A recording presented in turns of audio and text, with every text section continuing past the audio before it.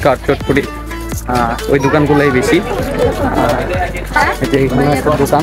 Guys আসসালামু আলাইকুম, কি অবস্থা সবার? আশা করি সবাই ভালো আছেন। তো আজকে চলে আসি হচ্ছে ধর্মসাগর পার্ক। তো আসার পরে হচ্ছে বৃষ্টি শুরু হয়েছে, তো অলরেডি বৃষ্টিতে ভিজে গেছি। চলুন আজকের ভিডিওটি শুরু করা যাক। ধর্মসাগর পার্ক এটি কুমিল্লা জেলার একটি মানবসৃষ্ট জলাশয়। এটি কুমিল্লা শহরের প্রাণকেন্দ্রে অবস্থিত। ত্রিপুরার অধিপতি মহারাজা প্রথম ধর্মমাণিক্য 1458 সালে ধর্মসাগর খনন করেন। এই অঞ্চলের মানুষের জলের কষ্ট নিবারণ করাই ছিল রাজার মূল উদ্দেশ্য। ধর্মসাগর মূলত হচ্ছে একটি দিঘি। এখানে বিকেলবেলা মানুষ হাঁটতে আসে একটু স্বস্তি পাওয়ার আশায়। তো আসলে অনেক সুন্দর জায়গাটি। আমি যদি আপনাদের একটু সামনের দিকে দেখাই, ধর্মসাগর পার্ক কুমিল্লাবাসীর জন্য একটি স্বস্তির নিঃশ্বাসের স্থান। এখানে নির্মল বাতাস এবং সুশীতল পরিবেশের আওয়াজ মানুষকে প্রশান্তি দেয়। যে গাছগুলো আসলে অনেক সুন্দর। পুরোটা রাস্তাই হচ্ছে আপনার গাছ। দিঘির পারে হচ্ছে একটা রাস্তা, তো রাস্তাটা অনেক সুন্দর। আর দিঘির পারে হচ্ছে এখানে মানুষ, এই যে এখানে বসার স্থান।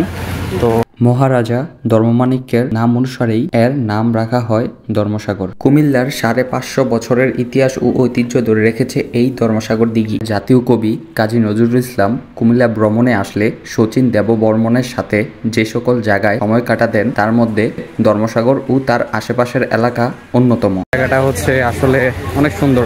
শহরের কোলাহল থেকে দূরে সরে এই জায়গায় আসলে আশা করি আপনাদের অনেক ভালো লাগবে।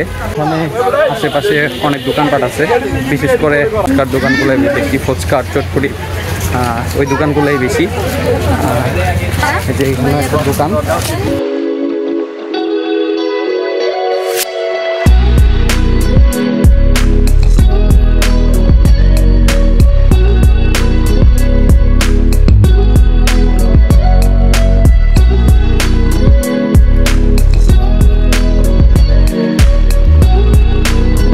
সুন্দর গাছ। আসলে এখানে অনেক ধরনের গাছ আছে, বিশেষ করে গাছগুলো অনেক সুন্দর। এই জায়গার ভিউটা দেখেন, জাস্ট কত সুন্দর।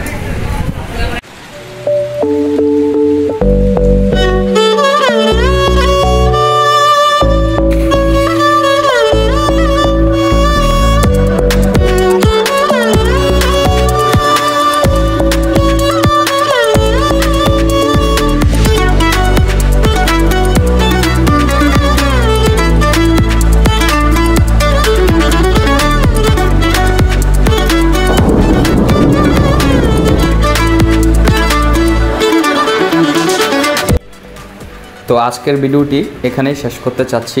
দেখা হবে পরের ভিডিওতে। সেই পর্যন্ত ভালো থাকুন, সুস্থ থাকুন। আসসালামু আলাইকুম।